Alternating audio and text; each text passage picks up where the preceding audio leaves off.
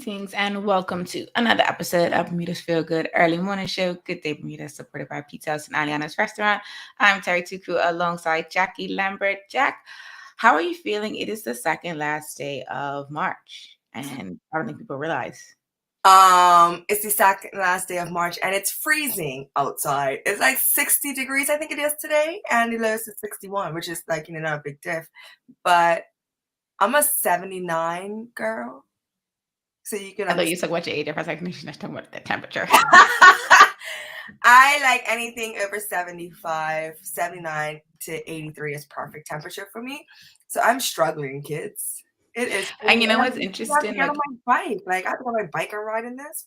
Every year, winter and spring do this thing. Like, it's interesting because today's conversation, we're talking about relationships. And I feel like winter and spring just cannot seem to just pass us on. They can't co-parent with us properly because they like to fight. Every single time it's time for the seasons to change, and winter just wants to hold on for whatever reason, but it's okay. Although it's cool outside in Bermuda, Jack and I are still ready to bring you some feel good vibes this morning. So make sure if you haven't already that you go ahead and share this episode wherever you're watching. If you're on Facebook, YouTube, or Twitter, just go ahead and retweet on Twitter, share the link on Facebook and YouTube. Don't forget to drop it in your WhatsApp group chats because it's first thing in the morning. Jack and I are ready to bring you some feel good vibes this morning. Now, in case you haven't noticed our new format, we start with the trend report, which is our warm up. We're going to get into that shortly. Just want to let you know that today's conversation, we're actually talking about relationships. We're talking about the evolution and whether it's possible for people to maintain what they consider a traditional relationship or if they're exploring new types of relationships. So make sure you stick around for that a bit later on.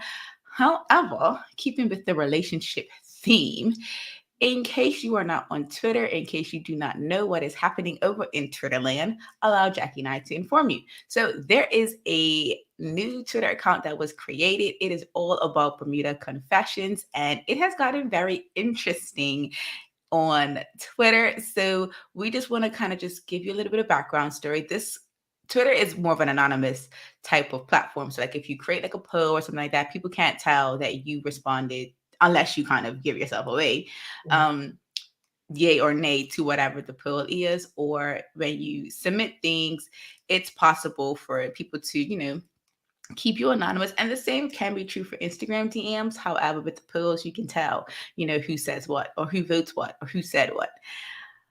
This Twitter account, I'll let Jackie explain like her personal view of the Twitter account. For me, I didn't follow the account, but I saw it pop up on my timeline because the way the Twitter algorithm works, as people engage with something on Twitter, and if you follow them or if you've liked something similar to that, it'll show up. I've seen like maybe 2 or 3 of the tweets, and I've seen more people commenting about the tweets than anything else. And one thing I noticed was it made its way on Instagram, and it wasn't supposed to make its way on Instagram. So Jack, maybe you can share a little bit more of what you've noticed with this lovely Twitter account. So when it first popped up, I was like, Bermuda Confessions. And it was just like a safe place so that people don't feel alone in certain situations. So I'm like, oh my God, this could be perfect for like, all we argue about is, not argue about, but all we discuss are people that have mental health issues and they're nervous to come forward to seek help, or because we're big on mental health over here, or other situations where they're maybe it's like medical and they're just like, am I the only person, X, Y, and Z. I thought it was going to be something that was more helpful.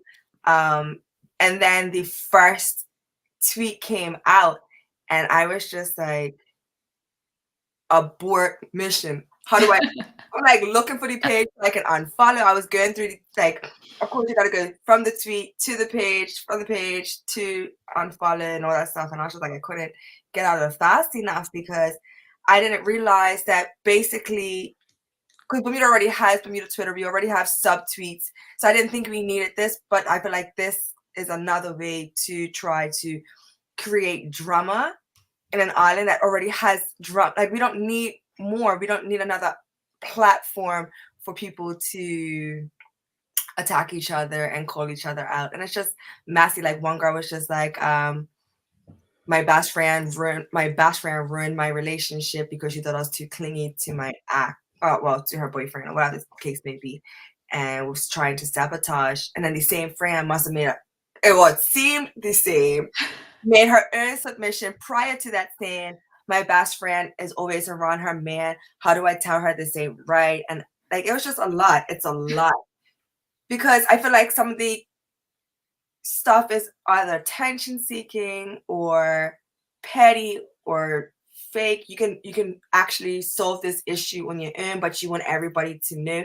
So what is the real goal here with this? Because we already have enough negativity in the world. Like, where's the We positive? definitely do. That's why Jackie and I are here. We like to bring the feel good vibes. Although this particular topic, as Jackie mentioned, it has gotten a little bit messy. Let us know in the comments if you've even seen Bermuda Confessions on Twitter, if you know about it, if you've engaged with it, if you've submitted, just kidding. Do not tell us if you submitted.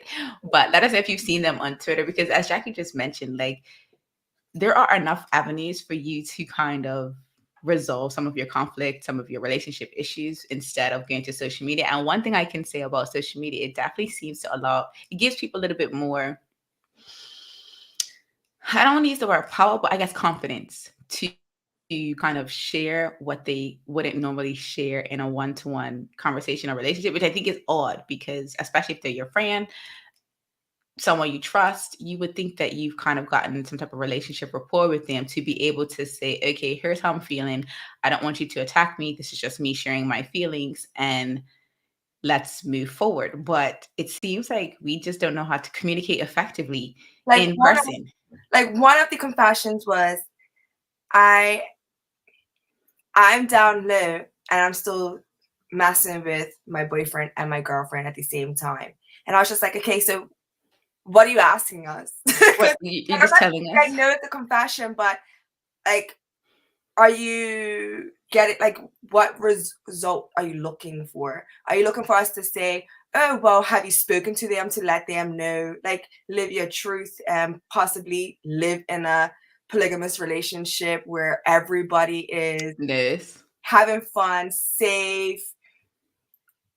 You got another third income in your in your relationship, or fourth. You never know. She may be like, "Oh, you're stepping up. Who knew?" Me too. Me too. Like, can I? You never know the situation, and everybody could live happily. Like, everything is changing, evolution. People are not walking away. People are stepping away from what society deems normal or traditional for their happiness, and I don't know. I feel like it can still be positive. I feel like I maybe would like the more. so the first part, get a journal, get a diary. Like if you feel like there are some things that you want to get off your chest, I would personally recommend, or not even get a book, get a diary or write a note on your phone, like create a separate note folder that's all about your confessions. It's your diary. Like do all of that type of unloading there, or go to a therapist and have it in those moments. I just feel like using social media, it's only going to open you up to potentially people attacking you in a way that you didn't necessarily want them to attack you, because everyone has an opinion on social media. You could be saying the most innocent thing. And like that one guy who said he never met a Bermudian before, and he's either Bermudian or from Bermuda or something like that. And the whole of Bermuda Twitter like attacks him, like, what do you mean? We're her. Here we are. And Yeah. he was like not attacking Bermuda. He wasn't even saying anything bad about Bermuda. It just blew up.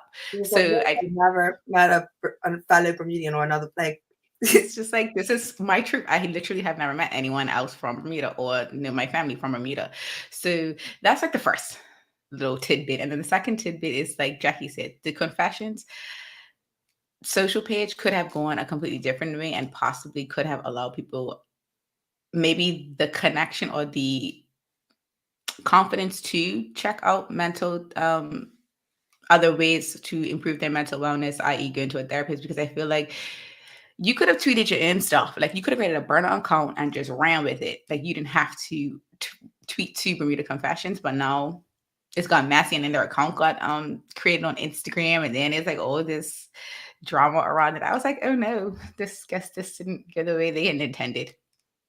Yeah, and I feel like Bermuda's too small because people are gonna start thinking that certain stories are about them because There's so much similarity. Yeah, so now I'm gonna be like, oh, that's what we're doing.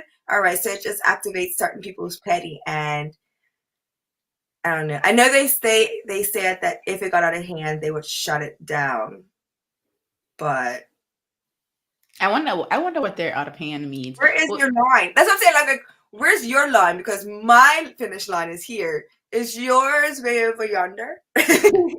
It quite possibly could be. So Jack and I are going to wrap up our term report, just letting you know that there is an account out there that if you want to share your confessions with the world, you can do so with Bermuda Confessions on Twitter. They do not have an account on Instagram. So if you see an account on Instagram titled Bermuda Confessions, apparently that is not them. So don't go submitting your submissions to them. If you did want to engage with them, make sure it's only on Twitter. And if you don't have Twitter, don't worry about it. You probably don't need it anyway.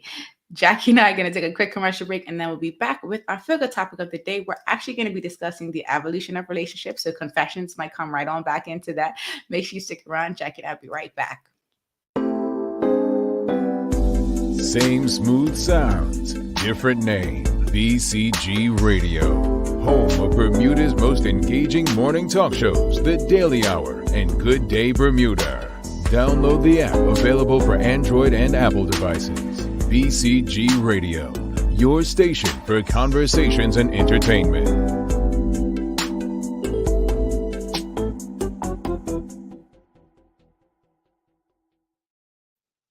Welcome back to Good Day Bermuda, supported by Pizza House and Aliana's Restaurant. I'm Terri Tuku alongside Jackie Lambert. If you're just joining us, please take a minute to share this episode wherever you are watching, because Jackie and I are about to transition to our feel good topic of the day. Today, we are talking about whether millennials should be concerned about partner scarcity. And so we're going to just maybe have a little deep dive into a few resources that Jack and I found on not only relationships as they traditionally stand, but some new age relationships that are out there. But before we get into that, Jack, I did want to ask yourself and the audience, do you have any silly or funny confessions that you want to share?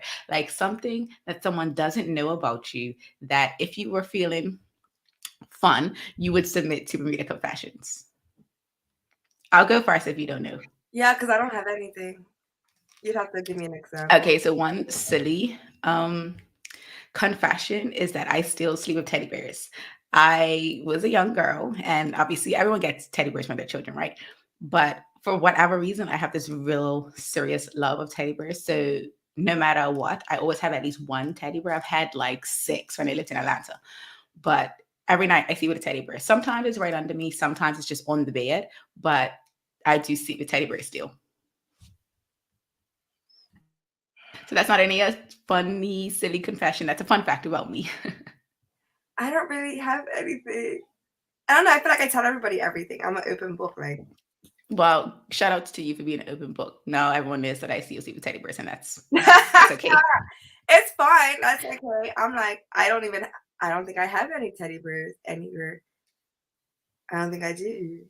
Well, Jackie's fun, silly confession is that she don't like teddy bears. Who do? Just kidding. I really like teddy bears. I don't have anything.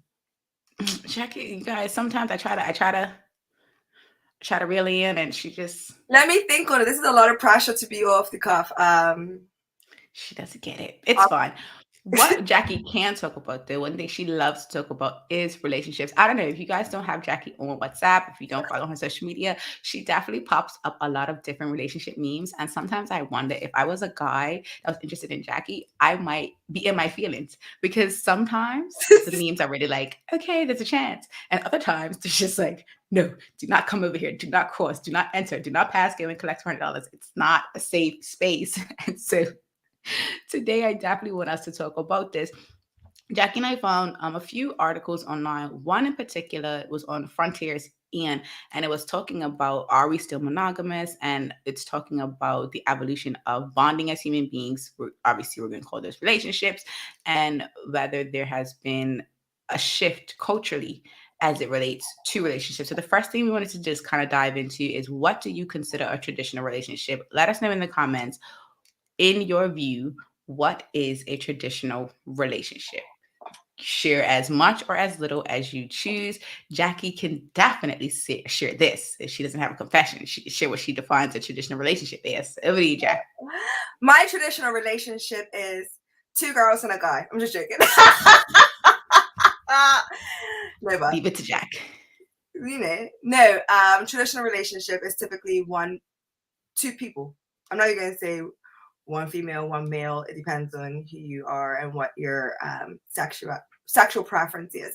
But it's typically two people in a relationship. And then you have I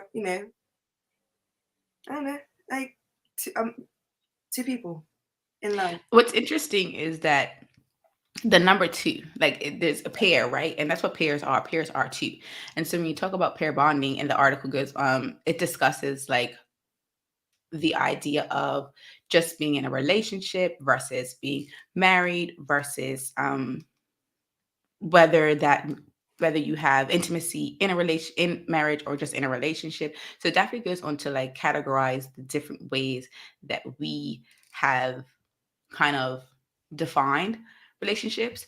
And what I find interesting in just the article itself, it definitely always came back to two. It always came back to the number two when it was talking about even just us mating.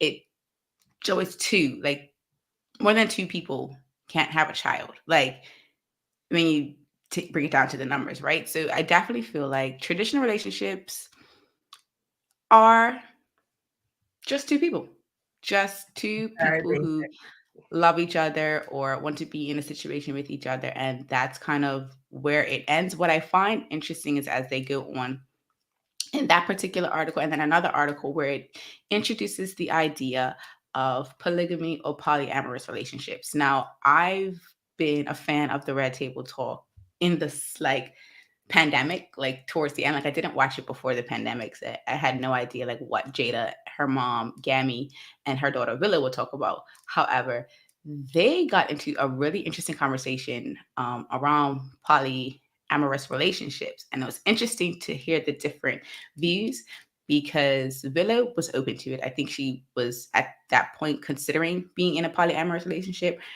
Gammy was like, no, can't do it. And then Jada was like, it could go either way. And so do you think we're shifting away from traditional relationships? Because that's 3 generations of women speaking on what they consider to be a type of relationship that they would be interested in or not interested in. So do you think we're shifting away from what we consider a traditional relationship, i.e. just two people in a situation? Yep, I sure do. As I was actually talking about this to somebody yesterday, and they hit all the points when I posted it. When I told them what we were talking about, they came back with a 2-minute voice note, and I was just like, no, but not like a horrible 2-minute voice note. Like they were hitting all the points, and it's true what they were saying. We as a generation are moving further away from the church, and the churches are the ones that kind of force, or the church goers are the ones that force you to stay this traditional route. They're pushing it more, or they push it more every time. They're just like, if it's say same-sex type of situation, they're just like, no, marriage or traditional relationship is a male and a female. What are you doing? Here's a Bible scripture to save your soul, whatever. But I think that the further we go away from the church, the more open-minded we become, and the more explorative we become as well. And I'm not opposed to that type of relationship. I mean, we're a community as it is, but I do like to keep my only person to myself. I want to bring you this comment. Like, if you give too much attention to the other partner, I'm gonna be like, no, equality. Equality or equity only in this relationship. I want to bring in this comment from Michael Anthony Moss because I think it's really cute. He says, at 40, I'm just going to go around and throw Pokeballs at girls screaming, I choose you until it works. So starting with YouTube. You know, it's interesting because dating in and of itself is a really interesting concept because I don't think it's talked about in like a true structure. Like you kind of get to know dating until you're 40. And then even at 40, I want to check out who the person is that you're dating, or you're not getting married until you're 30 and all these type of things. But it's like, dating is how you figure out if you want to be in a relationship with someone or not. And I was going to say, dating in Bermuda is a different has a different definition than dating in any other country. Like if you're dating in Bermuda, people think dating, oh, you guys in a relationship? I said I'm dating. dating. I don't even know if I like this person yet. I'm trying to figure that out. So no, I'm not in a serious relationship. I'm not even in a relationship with this person. It's actually interesting. I don't think it's that different. Like, well, I would say from a Western perspective, like, because I've been in America and I've dated in America, and to be honest, there are very similar, and I've dated mostly Caribbean folks. I did like one or two Americans, but to be honest, dating in Bermuda is almost the exact same process as dating in another country. What I think is different is how we view dating, even in the like dating stage. Like a lot of us date exclusively. A lot of us will say we're dating this person, but that's the only person we're dating. And then somehow they magically become our boyfriend or girlfriend. But like generally speaking, you are still technically dating someone. It's just we put that own label and pressure on ourselves to say, oh, this is the person. This is the only person I'm dating. We don't date multiple people. Yeah. I think that's where the problem comes in, because if you're only seen with one person in your dating stage, how am I supposed to know that this is not your boyfriend or girlfriend if this is the only person I see you with? Exactly. That's why we need speed dating in Bermuda. Speed dating in Bermuda would be so interesting, but I don't know if people have the stamina for speed dating. What do you mean? To like get to know someone, I really know if that's the person that you want to be interested in. I think speed dating, it kind of opens up the opportunity for you to meet multiple people to see if you're interested, because typically you walk down the street and you're closed off to everybody, and then there's one person looks attractive and you hope that they talk to you, and then they talk to you and it's like microscope, let's see if I like this person. Versus if you go speed dating, you sit down, you can realize that there are 10 interesting people that you have chemistry with at this place. You pass out your cards, you go on dates, and now you're just like, oh, maybe, okay, nope, you made that comment. 9, 8, 7. That actually reminds me, there's a show on OWN, Ready for Love or Ready to Love. One of those, the preposition in the middle is one of those two. Mm-hmm. The concept is it's like a certain number of women and a certain number of men, and they each have like connections. And depending on how strong or weak their connection is, they may go on one-on-one dates with this person or they may not. And then at the end of each week, they like vote to have someone no longer as part of the runnings, i.e. the person not ready for love. And I think it's really interesting because I feel like that kind of encompasses more of the speed dating as well as long-term dating, but allowing you to see more than one person at one time and figuring out if you really like someone or really don't like someone. And it's a reality TV show, right? So it comes with a little bit of drama. The current one, I think it's in Maryland or something like that. I came watching it one late night on TV and I got hooked because it's really interesting to see like how people, how they view other people in like as they're dating, like what things are important versus what things are not important in the dating stage. Is this a spin-off of Love is Blind? Not sure. I don't know. I ain't even watched Love is Blind yet, so don't ask me. Like none of these, like obviously we're pulling from different scenarios to form whether we have a traditional relationship or not.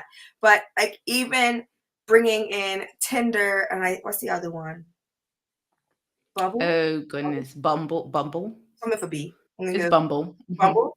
Like bringing in all those different things, it's just because that takes away from moving from a traditional relationship, because as you see down the bottom it says partner scarcity, and it's just like, so you're on all these apps, you're walking down the street, you're going out to dinner, you're going out for drinks with your girls to try, like get out the house to try and find a partner, and then you realize like ain't that many out there. 10,000, I'm trying to remember what the movie was, but out of 10,000 partners that you could possibly have, only 3 of them are amazing. But there are other people that are also looking, and then on their side there's only 3 that's amazing, and then you find out that the 3 are the exact same people, and it's just like, do you settle and allow one of these 3 people to have 2 girlfriends or whatever the case may be because they hit all the other boxes? It's kind of like the 80-20 rule. Mm-hmm. Like, did they pass? Did they get a passing grade? It's like, maybe I have to compromise. I mean, I'm not compromising. No, but that's a real thought that people have. Like men and women are definitely having these conversations, because traditionally speaking, we would date in person, but we've had to, with the introduction of technology, we've had the option to check people out online and decide whether we want to go on a date with them or not. And then we've also not have been able to have physical interaction with people. We've been told to elbow bump and don't hug people and all this type of things. So we've definitely kind of lost what we would consider even traditional interaction in a relationship because of a panorama. So I want to come to some of the comments. Speaking of speed dating, Rosin Famous says, but 5 of them are your cousin. This could definitely happen in Bermuda. Here's your However, mama. Where you the from? hope is your families are having reunions often so you can see who's actually related to you or not, and that you're actually asking the question, who's your peoples? Because if you don't ask that question, you might set yourself up for failure. If Just my saying. family is having reunions and they're inviting us, they probably gave up inviting our family. We work. We'd be like, well, I come off the court at this time. Are you finished 2 hours after that? Because by the time I get him shower and change, I'm only gonna get half an hour of me being there. I'll catch you at the next one. In 5 years. Send me flashcards. Let me see, everyone. Send me the yearbook. Somebody post me in your book. So this question from Michael Anthony, he says, what about long distance relationship? Terry, how you doing? I'm doing well. Long distance relationships are really interesting. Like, Jackie, what are your thoughts on long distance relationships? And audience, let us know in the comments if you've ever experienced a long distance relationship, if you would do a long distance relationship, given the fact that, let's say you found someone, but they weren't living where you're living. Would you do a long distance relationship? I would do a long distance relationship depending on the conversation. Like if the end goal, like if we're hot and heavy, the end goal is eventually one of us is going to move to the other person's country. So whether it's me moving out there or them moving here, whatever works financially for or is prosperous for our future. Where do we want to raise our kids? All those type of questions. If those come up, then obviously I'll explore it a little bit more. But I mean, it could be fun to be like, oh, let's meet up in Panama. Let's meet up in Costa Rica. Let's go travel the world. And our traveling the world will be our version of our dates. I feel like that would actually be dope if you're not broke. Right? $600 now. COVID's coming down. So the prices are going back up. And that's the thing too, not even that, but just like thinking about all of the additional things that come into travel with COVID. It does add a little bit of strain on it. But I think that's interesting what you just said, like our dates could be different parts of the world. I think that actually could be a vibe because you could learn someone in a new space, pick places that you guys both do some research on, that you know a good bit about the place that you're going to before you actually go. However, outside of all of that research and safety protocol put in place, I feel like that could be like a really fun way to get to know someone and maybe shift the traditional relationship in a positive way. Like in a way that you actually get to know someone fun. Like you said, COVID has kind of made certain things difficult. We were on lockdown for how long? And I feel like a lot of my relationships with my friends got stronger, better, because we were communicating so much. We had so much time to sit and be on video chat, whether it was just literally silent company because you couldn't physically be here. You got used to that. Mm-hmm.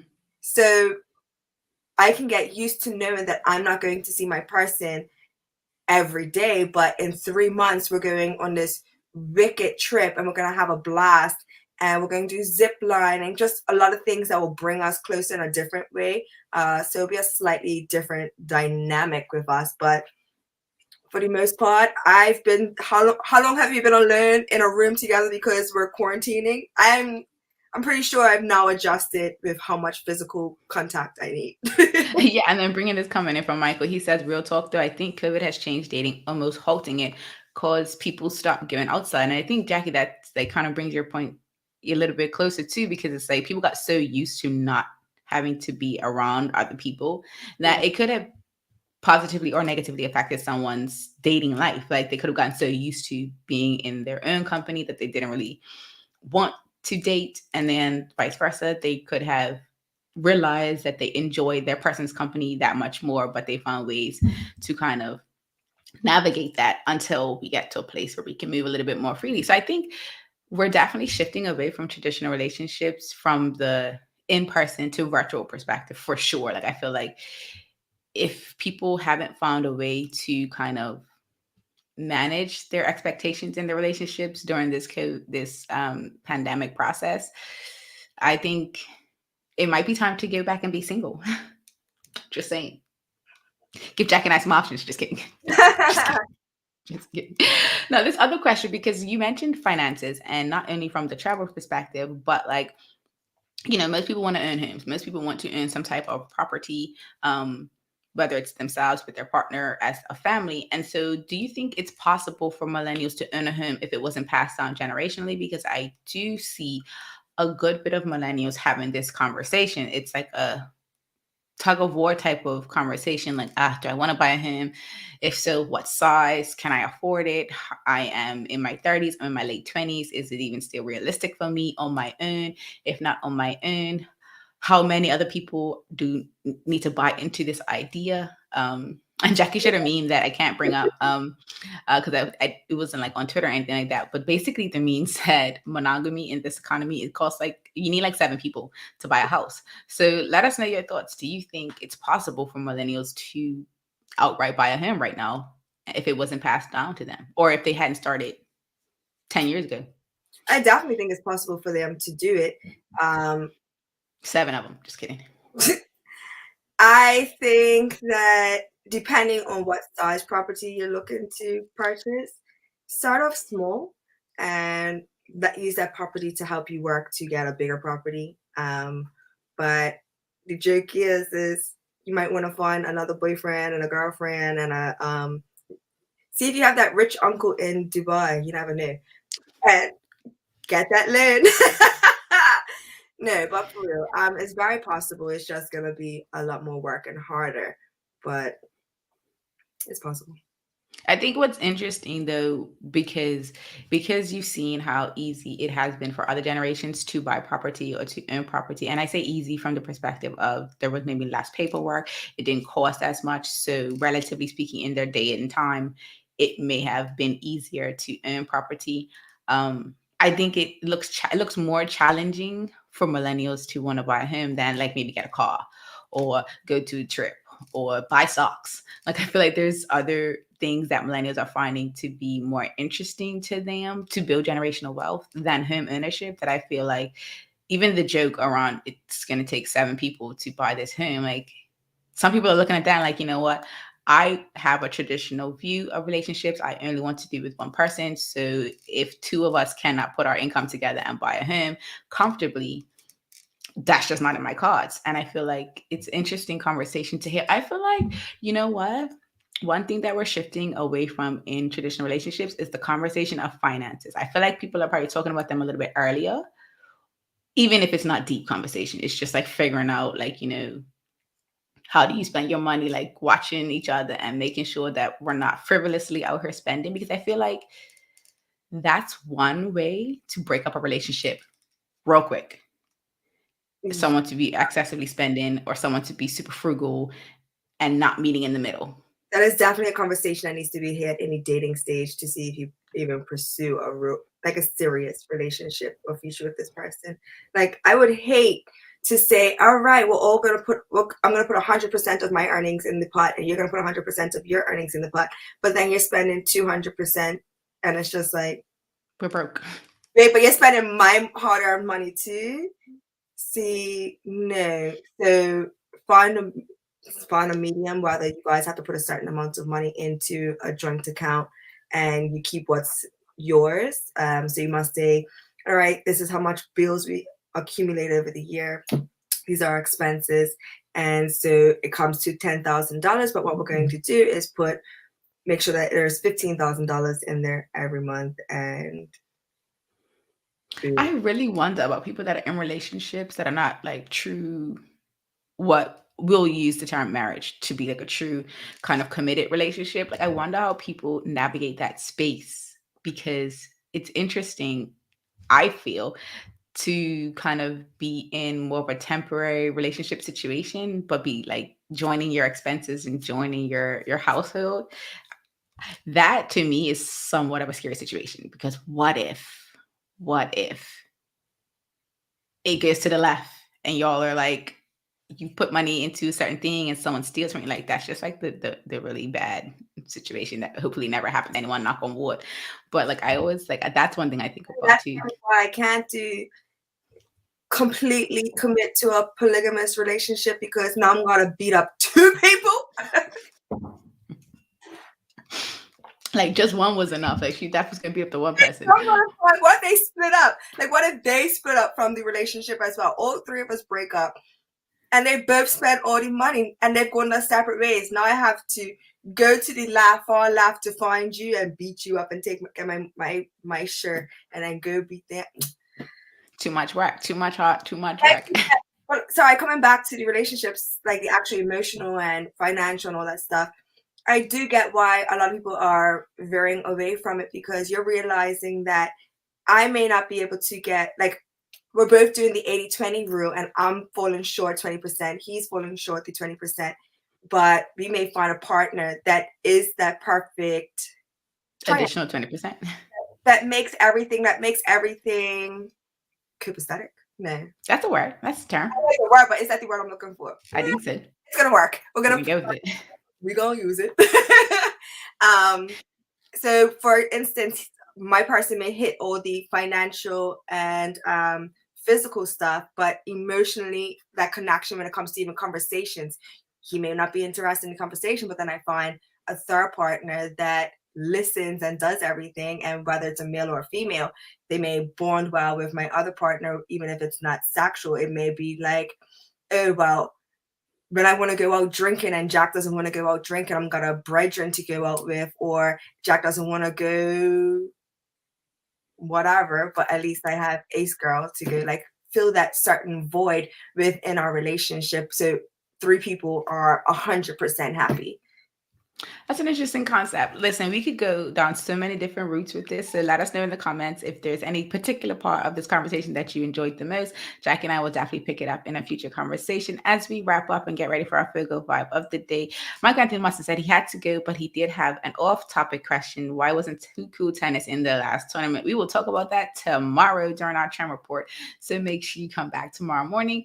But before we do that, Jackie and I are going to take a quick commercial break, and then we'll be back with our Feel Vibe of the day. It is time. It will be time for Joke Time with Jackie. So make sure you stick around for that if you enjoy some of the corniest jokes on the internet.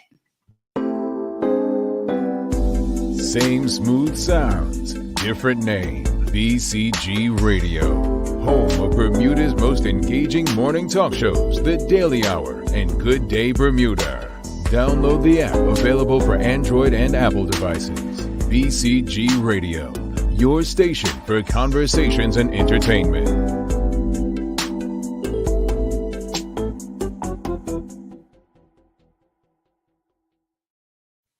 Welcome back to Good Day Bermuda, supported by Pizza House and Aliana's Restaurant. I'm Terri Tuku alongside Jackie Lambert. If you're just joining us today, we discuss Bermuda Confessions, which is a new Twitter account. If you're not on Twitter, don't worry about it. But if you're on Twitter and you're looking for a little something to spice up your day, head over to follow them on Twitter. We also talked about the evolution of relationships and how some people are shifting from what they consider a traditional relationship into other relationships. But it is now time for our favorite part of the episode, the Feel Good Vibe of the day, which is Joke Time with Jackie.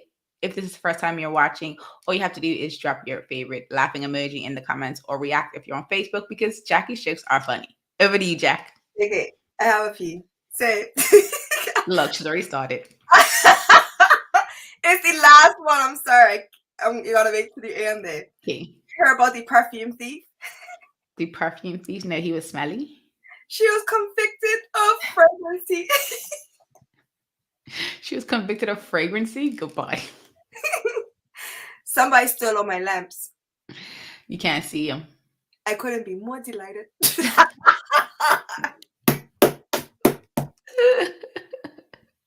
I'm ready for this last one. This last one's going to be interesting. Did you hear about the granny who plugged her electric blanket into the toaster by mistake? Oh Lord, no, but I hope she didn't die. She spent the whole night popping on a bed. I keep thinking it's the toaster popping, like, you know, the breakers. Yeah, like up, yeah. I I could just see her popping out on the floor again, like popping out on the floor again. Like, Oh yes. my god. Poor Gran hurt her back. Poor Gran. But I loved it. I loved it. This jokes, my cheeks do hurt. Like, I'm genuinely. I was reading the book and I was just like, I like my cheeks do hurt too much that I can't say the last part. But as always, Jackie and I hope that today's Feel Good Vibe of the Day has you ready to make it a great one. Thank you so much for watching and engaging with this episode of Good Day Bermuda, supported by Pizza House and Aliana's Restaurant. We trust we'll see you tomorrow for more Feel Good conversations. Until the next episode, peace and have a good day, Bermuda.